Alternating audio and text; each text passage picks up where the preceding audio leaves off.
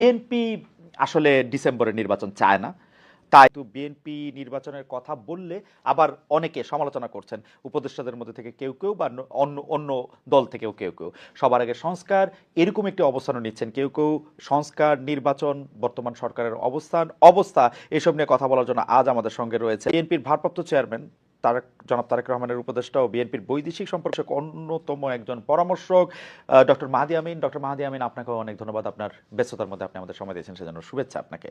স্বাগতম। আসসালামু আলাইকুম। জি ডক্টর মাহাদি, আমি প্রথমে আপনার কাছে একটু আসতে চাই, তবে এটি আমার যতটা প্রশ্নের আগে আমার একটা হাইপোথিসিস আছে। আমি একটু আমার হাইপোথিসিসটা আপনাকে বলতে চাই। আমার হাইপোথিসিসটি হচ্ছে বিএনপি আসলে ডিসেম্বরে নির্বাচন চায় না। তাই আমার বিবেচনায় অতি তুচ্ছ কারণে কখনো সরকারের সাথে বা কখনো নতুন দল এনসিপি বা কখনো জামায়াত ইসলামের সাথে বিভিন্ন বিবাদ বিসংবাদে নিজেদের লিপ্ত রেখেছে দলটি। সংস্কারের কথার ক্ষেত্রে যেই সব সংস্কার মানলে আসলে দলটির কোনোই সমস্যা নেই, সেই সব সংস্কারের মধ্যেও আসলে প্রশ্ন তুলে মানে প্রশ্ন বলছে যে সেগুলি করবে না, আবার সেগুলি নিয়ে কথা বললে বিএনপি নেতৃবৃন্দ রেগে যাচ্ছে। আমরা দেখতে পাচ্ছি যে বিএনপি নেতাকর্মী সমর্থকরা রেগে যাচ্ছে। আবার দলটির ভারপ্রাপ্ত চেয়ারম্যান জনাব তারেক রহমান দেশে ফিরছে না, সবগুলি মামলা শেষ হলো।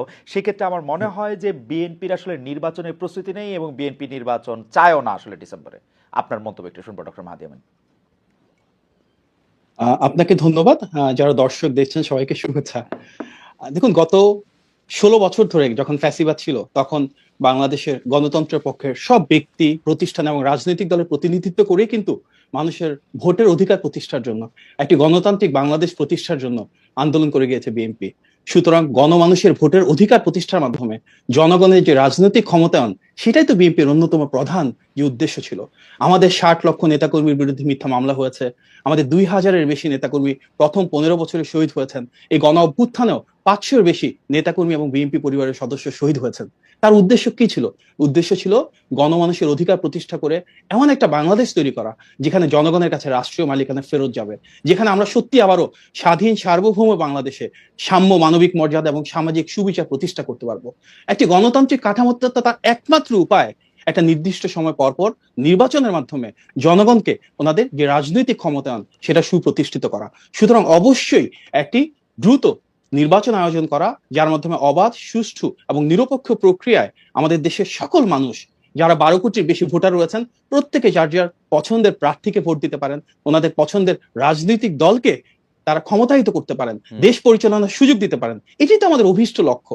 আপনি হয়তো বলছেন সংস্কারের ক্ষেত্রে বিএনপির কিছু দ্বিমত রয়েছে। দেখুন, সংস্কারের সবার আগে বর্তমান বাংলাদেশের যে রাজনৈতিক কাঠামো রয়েছে, বিএনপি কিন্তু সেই 2016 সাল থেকে সংস্কারের পক্ষে কথা বলে আসছে। আমরা দেখেছি 2016 সালে আমাদের দেশনেত্রী বেগম খালেদা জিয়া ভিশন 2030 প্রণয়ন করেছিলেন। পরবর্তীতে 2022 সালে আমাদের বিএনপির ভারপ্রাপ্ত চেয়ারম্যান জনাব তারেক রহমান 27 দফা প্রণয়ন করেছিলেন।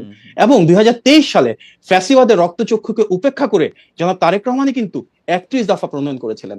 আজকে সংস্কার নিয়ে যা কিছু কথা হচ্ছে, খুব গর্বের সাথে আমরা বলতে পারি তার প্রায় অধিকাংশই এবং প্রতিটি বাস্তবসম্মত এবং যৌক্তিক প্রস্তাবনারই কিন্তু মূল ভিত্তি আমাদের 31 দফা। রাষ্ট্রীয় প্রতিষ্ঠানগুলোকে কিভাবে আমরা আরো বেশি শক্তিশালী করতে পারি, বিচার বিভাগ, আইনসভা, নির্বাহী বিভাগের ভিতরে কিভাবে ক্ষমতার ভারসাম্য তৈরি করতে পারি, এই প্রত্যেকটাই কিন্তু আমাদের সে 31 দফা থেকে উচ্চারিত।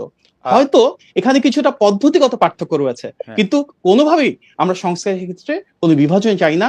আজ থেকে প্রায় 10 বছর আগে আমাদের যে অবস্থান ছিল, দীর্ঘ সময় পেরিয়ে আজও আমরা সেম অবস্থানে রয়েছি। এবং আপনি বলছিলেন বিভেদের কথা, জাতীয় ঐক্যের কথা সবার আগে বিএনপি বলেছিল। সেই জাতীয় ঐক্যকে ধারণ করে গণতান্ত্রিক বাংলাদেশে গণমানুষের ভোটাধিকার প্রতিষ্ঠার জন্য আমাদের যে উদ্যোগ, যে প্রচেষ্টা, যে সংগ্রাম, সেটা আজও বহমান রয়েছে। ডক্টর আমিন, একটু যদি আমাকে সুযোগ দিতেন, আমি আপনার কাছে একটু বুঝে নিতে চাচ্ছিলাম যে ধরেন সংস্কার কমিশন বলতেছে যে জীবনে 2বারের বেশি প্রধানমন্ত্রী হতে পারবে না, বা 2বারের বেশি কেউ প্রধানমন্ত্রী হতে পারবে না। এইটা এইটা বিএনপি দ্বিমত করতেছে কোন জনগণের স্বার্থে?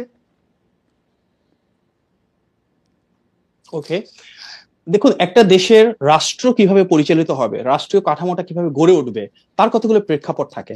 এখানে একটা ঐতিহ্যগত ব্যাপার থাকে, এখানে একটা সাংস্কৃতিক ব্যাপার থাকে, এখানে রিজিওনাল যে এক্সপিরিয়েন্স আছে সেটা ম্যাটার করে।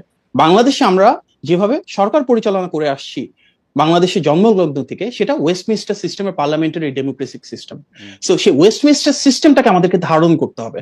আমরা দেখেছি পৃথিবীর কোথাও আপনি একটা দেশ দেখাতে পারবেন না যেখানে ওয়েস্টমিনিস্টার সিস্টেম পার্লামেন্টারি ডেমোক্রেসি আছে, যেখানে প্রধানমন্ত্রী যে টার্ম আছে সেটা ক্যাপড, অর্থাৎ প্রধানমন্ত্রীর 2 বার বা 3 বার বা 5 বার বা 1 বার, এটা নিয়ে কিন্তু কোথাও ওয়েস্টমিনিস্টার সিস্টেম ডেমোক্রেসিতে। ডক্টর আমিন, আপনি আমাকে ক্ষমা করবেন, মানে আমি মনে হয় সিমিলার যুক্তি আওয়ামী লীগের মুখে গত 15-20 বছর ধরে শুনে আসতেছি, মানে এই ওয়েস্টমিনিস্টার টাইপ ডেমোক্রেসি, প্রধানমন্ত্রীকেই তো আসলে ক্ষমতায় থাকতে হবে, কিন্তু এইটা দিয়ে কিন্তু আমরা কিন্তু ডক্টর মাহাদি, আপনি আমি আজকে এখানে পাটোয়ারি আছেন, আমরা কিন্তু ওয়ার্স্ট সাফারার। যে একজন ভদ্রমহিলা চিন্তা করছিলেন যে তিনি 2041 পর্যন্ত নাকি 2067 নাকি 91 পর্যন্ত থাকবেন, এরকম একটা বন্দোবস্ত প্রায় করে ফেলেছিলেন।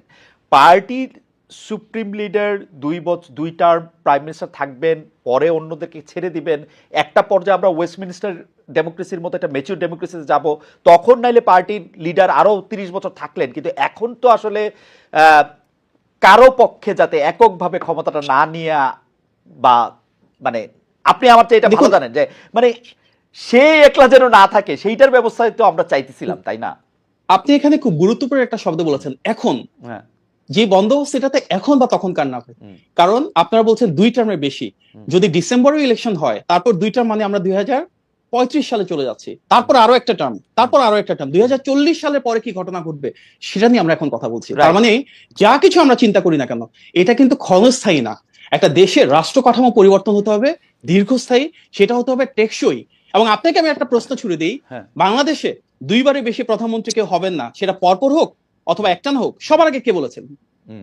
আপনারা বলেছেন। সবার আগে কে বলেছেন? আপনারা বলেছিলেন। সবার আগে আমরা বলেছি। হ্যাঁ, কারণ হচ্ছে যে এখন আপনাদের নির্বাচনের প্রস্তুতি নাই, তাই আপনারা এটা নিয়ে তালবাহানা করছেন। আপনারাও চান যে 2 বারের বেশি প্রধানমন্ত্রী না হইতে, এটা আমি একদম শিওর।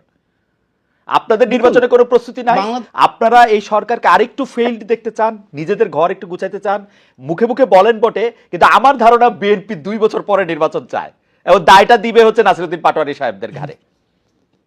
দেখুন, গণতন্ত্রের সৌন্দর্য তো ভিন্নমত পোষণ করা, সেই ভিন্নমতটা আপনি পোষণ করছেন, তবে বাস্তবতা হচ্ছে যত দ্রুত নির্বাচন হবে, বাংলাদেশে যদি একটা মাত্র রাজনৈতিক দল থাকে তাদের সর্বোচ্চ প্রিপারেশন রয়েছে, সেটা বিএনপি। আমরা যদি দেখি বাংলাদেশে একটা মাত্র রাজনৈতিক দল যাদের টোটাল পলিসি প্রপোজাল রয়েছে, আমরা রাষ্ট্র কাঠামোটাকে কিভাবে ঢেলে সাজাবো, আমরা গণমানুষের উন্নয়ন কিভাবে করব, আমরা কর্মসংস্থান সৃষ্টি কিভাবে করব, শিক্ষা এবং স্বাস্থ্যের অধিকার কিভাবে নিশ্চিত করব, সর্বজনীন স্বাস্থ্য এবং শিক্ষার মাধ্যমে বাংলাদেশের প্রতিটি তৃণমূল এবং প্রান্তিক পর্যায়ের মানুষকে আমরা কিভাবে সামাজিক মূল্যবোধের মাধ্যমে মানবিক মর্যাদা ফিরিয়ে দিব, আমরা কিভাবে দ্রব্যমূল্য নিয়ন্ত্রণ করব, কৃষক, শ্রমিক, মজুরদের জন্য তাদের প্রাপ্য যে অর্থায়ন, প্রাপ্য যে মজুরি, সেটা নিশ্চিত করবো। বাংলাদেশে বিএনপি একমাত্র রাজনৈতিক দল যার সেই পলিসি প্রোডাক্টটুকু রয়েছে। সুতরাং নির্বাচনের জন্য আমরা অন্য যে কোনো দলের চাইতে সবচেয়ে বেশি প্রস্তুত।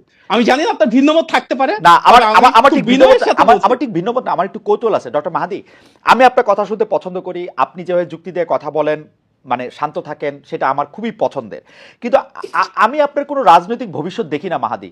কারণ হচ্ছে যে একজন লোক যদি কয়েকবার প্রধানমন্ত্রী হইতে পারে, সারা জীবন প্রধানমন্ত্রী হইতে পারে, আপনার টার্ম আসতে আসতে 200 বছর পার হয়ে যাবে মাহাদি। এইটা আপনার মনে হয় না যে তাহলে আপনি রাজনীতি কেন করতেছেন, যে আপনি আপনি আপনি বাংলাদেশের সরকার প্রধান কখনোই হবেন না? এইটা আপনাকে পীড়া দেয় না? আমরা তো সরকার প্রধান হওয়ার জন্য দল করি না, আমরা সেই দল করি যেটা মানুষের জন্য, দেশের জন্য কাজ করে যাবে, দেশের মানুষের জনকল্যাণ যেটা হবে, উন্নয়ন যেটা হবে। দেখুন, বিএনপি একমাত্র রাজনৈতিক দল যারা ক্ষমতার জন্য কখনো লালায়িত ছিল না। আমরা বিরোধী দলীয়, গৃহপালিত বিরোধী দল হতে পারতাম, এটা আন্ডারস্ট্যান্ডিং এর মাধ্যমে শেখ হাসিনার সাথে সরকারে যেতে পারতাম, জাতীয় ঐক্যমত্যের সরকারের কথা এর আগেও এসেছে। এমনকি 5 তারিখে শেখ হাসিনা পতনের পর 8 তারিখে সর্বদলীয় সরকারের অংশীদার আমরা হতে পারতাম। আমরা তার কোনোটাই করি নাই, কারণ বিএনপি সে রাজনৈতিক দল যেটা জনগণের ভোটে নির্বাচিত একটা সরকার ব্যবস্থায় সরকার পরিচালনা করতে চায়। আমাদের নেতা জনাব তারেক রহমান, সে 1988 সাল থেকে রাজনীতি করছেন। গত 37 বছরে উনি চাইলে অনেক কিছু হতে পারতেন, এমপি, মন্ত্রী, উপদেষ্টা, কখনোই কিছু হন নাই। ক্ষমতার জন্য আমরা লালায়িত না। আমরা জন্য মন্ত্রী, উপদেষ্টা এগুলি ভালো পদ নাকি? এগুলি আমাদের মতো লোকের জন্য ঠিক আছে। তারেক সাহেব এসে তো প্রধানমন্ত্রী হবে।